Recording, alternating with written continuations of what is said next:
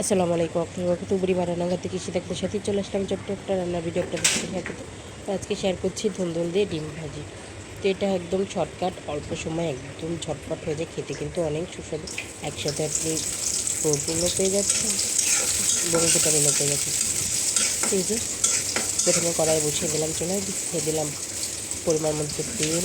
আমি অল্প তেলে রান্নার চেষ্টা করছি, আপনারা যে কম তেল করে সেরকম দিয়ে দিয়েছি। এখানে আমি বড় সাইজের দুটো পেঁয়াজ কুচি দিয়ে দিয়েছি, স্বাদ মতো লবণ দিয়ে দিচ্ছি, পরিমাণ অনুযায়ী মরিচ কুচি, আর ঝাল যে যেরকম খাবে সেরকম দিয়ে। তো এই ভাজিটা না এতটা ভালো লাগে সেটা কি বলবো। তো ভাবলাম আপনাদের সাথে আজকে শেয়ার করি। ছোটো থেকে দেখছি এবং হোস্টেল লাইফে খেয়েছি। এটা না হোস্টেলে যারা থাকেন বা ব্যাচে তাদের জন্য একদম ঝঞ্ঝাল ঝটপট একটা হ্যাপি একসাথেই তৈরি হয়ে গেলে খেতে বেশ ভালোই লাগে। তো দিয়ে দিয়েছি এখানে হাফ চামচ হলুদ, হাফ চামচ ধনিয়ার গুঁড়া, পেঁয়াজ দিয়ে করে ধনে এবং সবটা ভেজে দিয়ে দিলাম উপরে শক্ত কি সুন্দর, এখানে পাতলা পাতলা গোল গোল করে ধুন্দুল কাটা।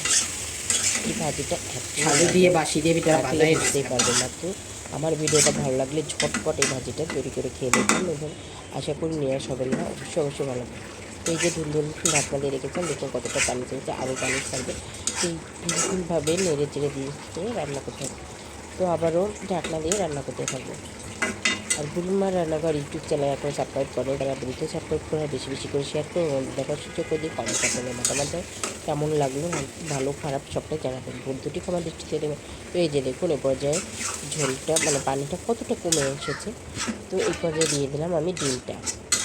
এখানে আপনারা চাইলে ডিমটা আগে পেঁয়াজ মরিচের সাথেও ভেজে দিতে পারেন, বাট আমার কাছে এইভাবে দিলেই বেশি ভালো লাগে, সেজন্য আমি এইভাবেই দিই।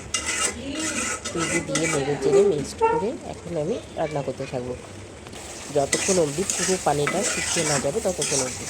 তো দেখুন পানি অনেক শুকিয়ে গেছে, এখন হালকা হালকা আছে, যাতে নিচে ধরে না যায় এই জন্য মাঝে মাঝে নেড়ে চেড়ে দিতে হবে। একদম ছেড়ে যাচ্ছে, আর এই মিনিট খানিকের মধ্যে আমার ভাজিটা দেখুন যেমন সুন্দর কালার এসেছে তেমনই লোভনীয় হয়েছে খেতে। কি দারুণ, কী বলবো, গরম ভাতে এরকম একটা ভাজি হলে তো কথাই নেই। তো এই যে দেখতে দেখতে আমার ভাজিটাও হয়ে এসেছে, দেখুন খুব সুন্দর আর তেলও ছেড়ে দিয়েছে ভাজি থেকে। তো ভিডিওটা ভালো লাগলে অবশ্যই লাইক কমেন্ট শেয়ার বেশি বেশি করে করবেন, আর বেশি বেশি করে আমার ইউটিউব চ্যানেলটা সাবস্ক্রাইব করতে ভুলবেন না। আবারও আরেকটা ভিডিও নিয়ে হাজির হব, ততক্ষণের জন্য পুরো ভিডিওটা ধৈর্য সহকারে লাটে নেব।